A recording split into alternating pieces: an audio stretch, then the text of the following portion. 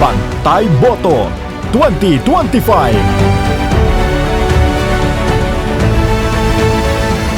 Pinangunahan naman ni Senate President Francis Escudero ang proklamasyon ng mga kandidato ng Nationalist People's Coalition sa Sorsogon kasabay ng local campaign period noong Biyernes.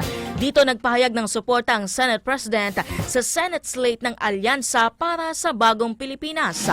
Alamin na ang detalye hinggil dyan kay Jomar Villanueva. Jomar! Ang suportado ni Senate President Francis Escudero ang mga senatorial candidate ng Alyansa para sa Bagong Pilipinas ni Pangulong Ferdinand Marcos Jr. Ayon kay Escudero, susuportahan ng Nationalist People's Coalition ang mga kandidato ng Alyansa sa 2025 midterm election dahil bahagi ang NPC ng Alyansa.